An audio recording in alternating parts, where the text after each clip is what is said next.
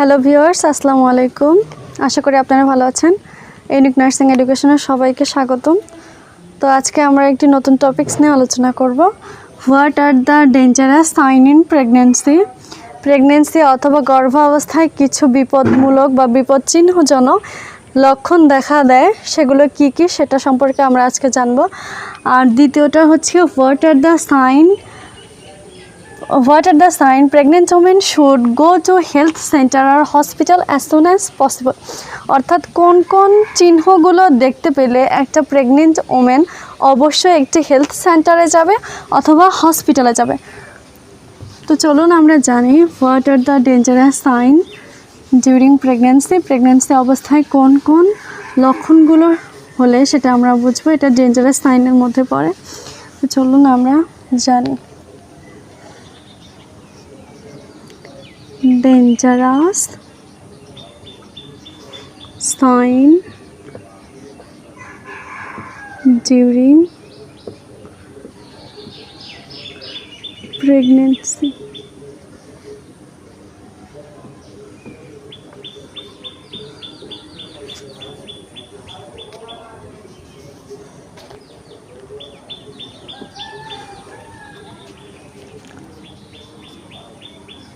প্রথমত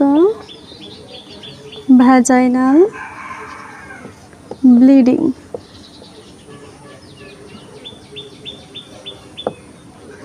second convulsion,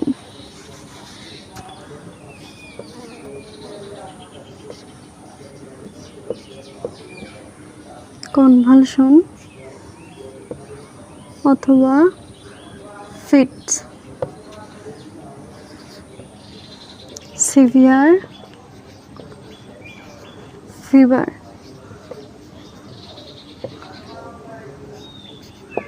severe headache,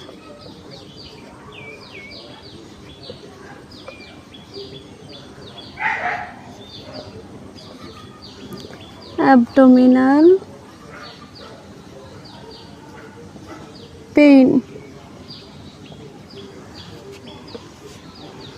6 fast or difficult breathing।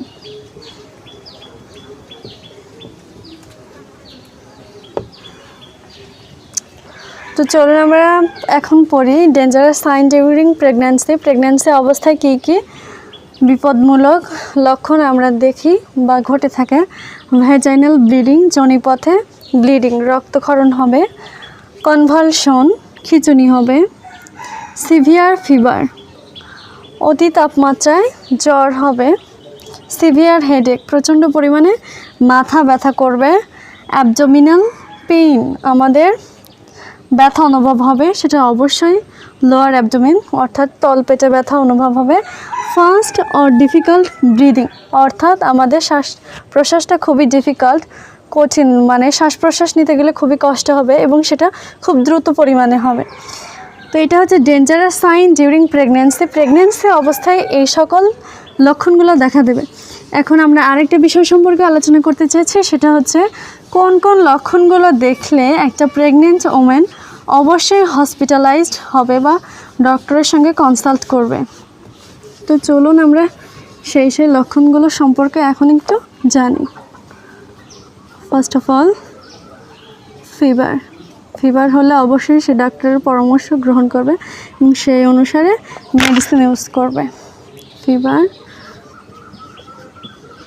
Abdominal pain, vaginal bleeding,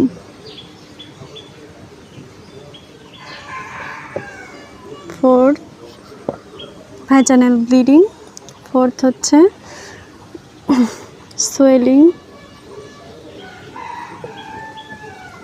swelling of the